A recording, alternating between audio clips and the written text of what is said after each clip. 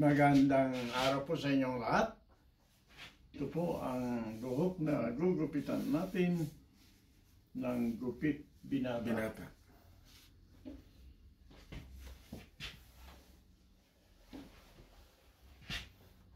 Ikaw, retire ka na rin. Mga ano pa, 5 years pa. Ilan pa? Mga 5 years pa. Oh, okay. Yeah, I mean, tingnan mo yung mga kaibigan natin. Ngayong 2024, nakakatakot. Ang daming nawala. Daming. Di ba? Kahit yung regular ang check-up, wala din. That's true. Naalala ko yung matatanda sa atin, sabi nila, kung araw mo, magagawa ka? Wala. Yun. Wala. Nakatakda na raw eh. Yun. Nakatakda Yun, na raw. naniwala ko to. If it's your time, your time. Kaya,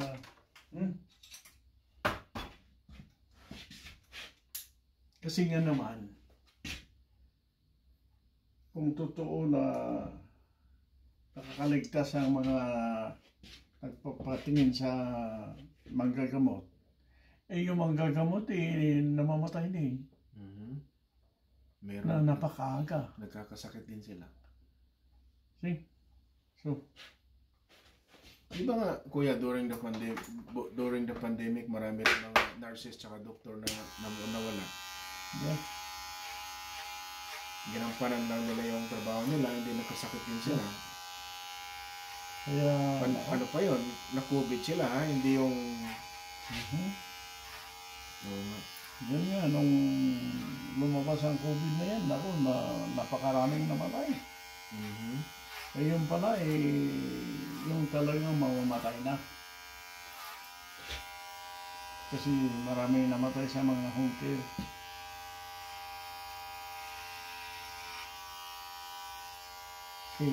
May COVID o wala, talagang mamamatay din. Isa din yung, ano ba pangalan ng billionaire na, no? Pangalan ng billionaire na, bata pa siya, kuya. I think he was only 52. Diba? Ano siya, may cancer, so hindi rin siya na-save ng billions niya.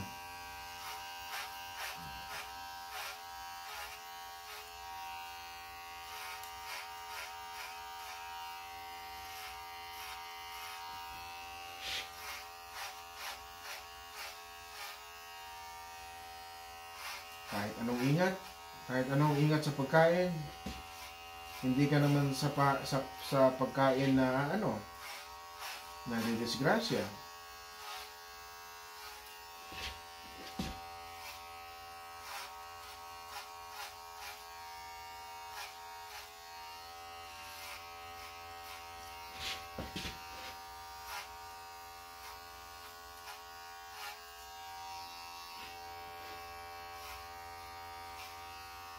Timing ng dating ko pala, kuya, no? Pagkatapos mo lang kay Brother Dave.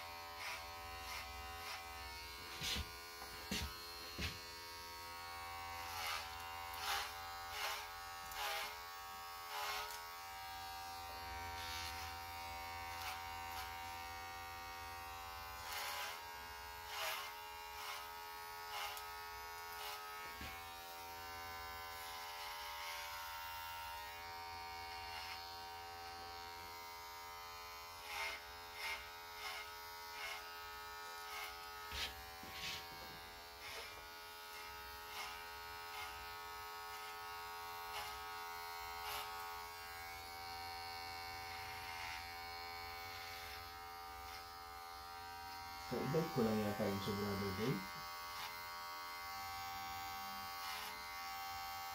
Ano yan? Kaedad ko lang yata yung kuya. Kaedad ko lang yata yun, si Brother Dave. Kaedad ko lang. Oh. Hindi yung umalis ba? Kaedad ko lang yata yun.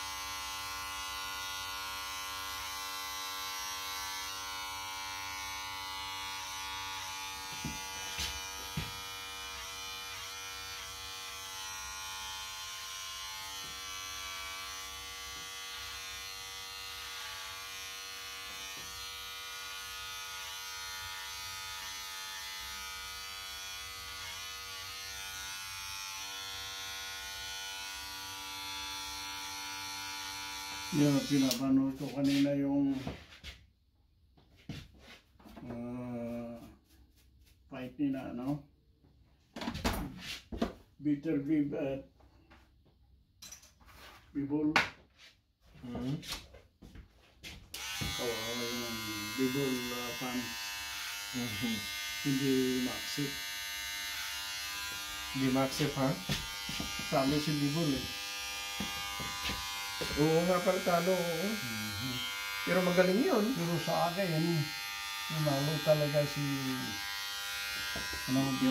Yung nanalo kasi mas malakas, no? Mas magaling. At saka sa mukha nila si Bibol ang may bukol magkabila. Si Bitter Bibol wala. So sa akin, ang prediction ko si Bibol eh. Why? Mas bata, mas mabilis, mas malakas. Stronger. Stronger. Hindi, may takot yata. Takot sa isa? First eh.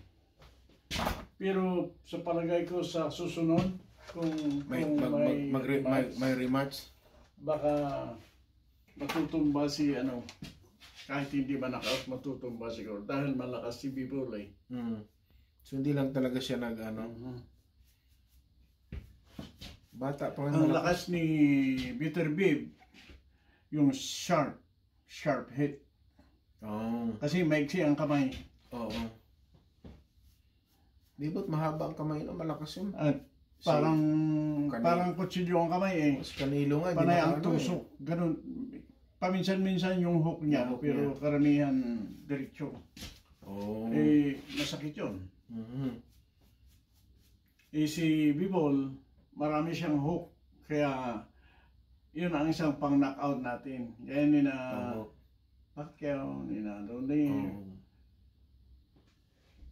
sa hook nila ginagamit. mga ibang boxer dyan eh, hook, kaya si Tyson, di ba? Yun ang pangalan talaga ni Tyson. Yung pang knockout yun. Tingnan natin. paminsan-minsan lang si Bitter Big.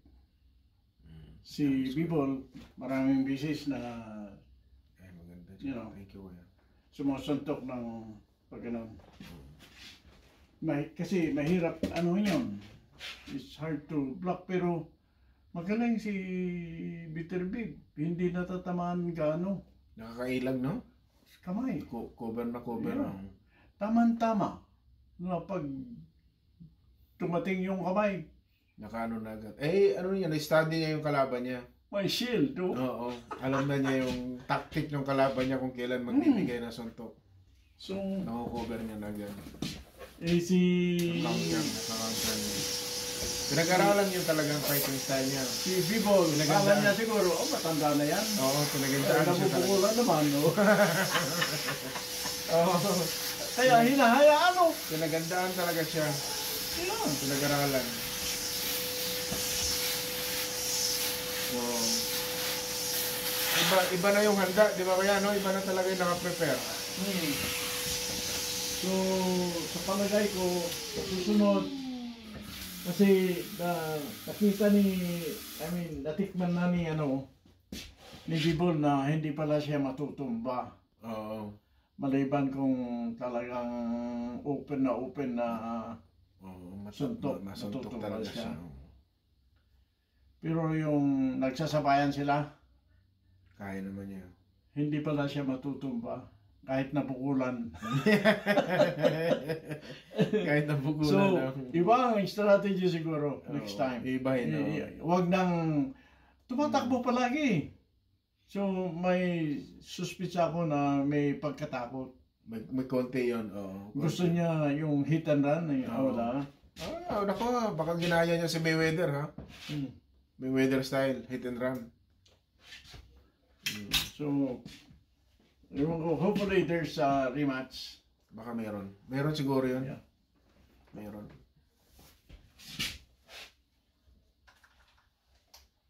Marunong sila dalawa. Pero sa itong nakaraan na ito, mas marunong si Bivol. Bitter Big, parang hindi takot eh.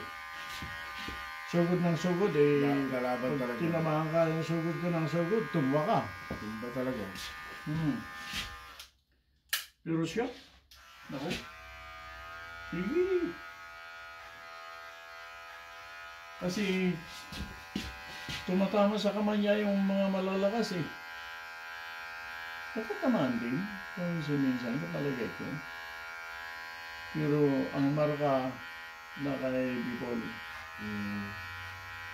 kaya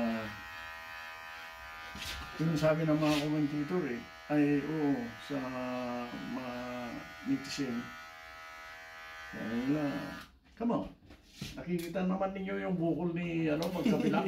Kabila. Yun ang tama talaga yun. Si Bitter Big, wala. Wala. Oo, wala. Ba't sabi?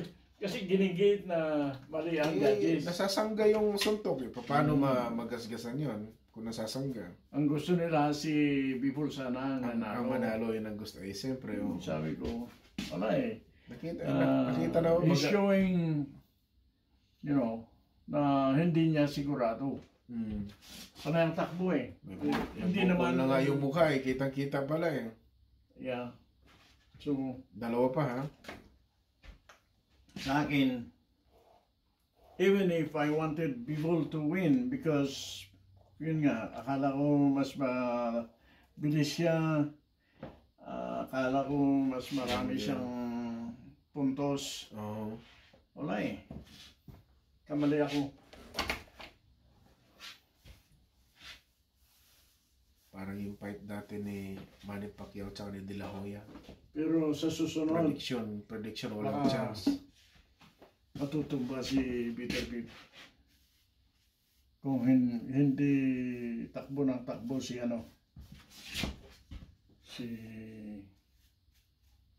Bivol. Tumatakbo eh. Iniba yung style pala niya. Sabi, ba't Nag-iba tatakbo yung- ng nag-iba takbo? yung style niya. Ayaw niyang ma-knock ma-knock out. mas malakas siya. Ayaw niya ma-knock out kung tamaan siya kaya ganun. Masyado siyang nagdepensa masyado. Nakakabit. Mga kuya, may mga buhok ako dyan sa ano, tenga. Mhm. Ano yan? Lucky, ano ba yan? Lucky Charms ba yung mga buhok na yan sa tenga? Mhm. Yeah.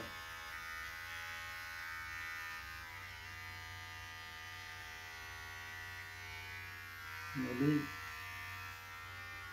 Napuna ko rin yun, yung tumatakbo siya. Hindi ganun ang laban ni Bigol eh. Hindi ganun. Pasugod siya. Ang laban niya, sumusugod talaga. Pasugod siya. Nag-iba siya ng ano. Kaya marami siyang knock-out. Kasi kung nagsuguran silang parehas, tapos mas marami siyang suntok na pumapasok, tumba yung kalaban eh. Binago pala niya yung fighting style niya. Mhm. So, ayun na. Kung may rematch. Baka meron siguro yun. Mhm. Siyempre, again, kahit gusto kong manalo si Bigol, kung hindi niya kaya talaga, hindi niya kaya. Hindi kaya. Diba? Kontrapelo kasi. Mhm. Meron talagang ano. Kita mo si Tyson tsaka si Holyfield. Si Tyson hirap siya kay Holyfield. Yung style ni Tyson nakukorner ni Holyfield. Mhm. Kaya sa sobrang galit ni Tyson, ang agat sa tenga eh. Mhm. Hindi siya makaano eh, kontrapelo sila eh. Samantalang si Ruiz, yung Mexican fighter, di ba? Tinalo niya si Holyfield. Hindi ganong mamuscle yun. Mabilis, pero hindi mamuscle. Hindi masyadong strong. Ayos yun ah.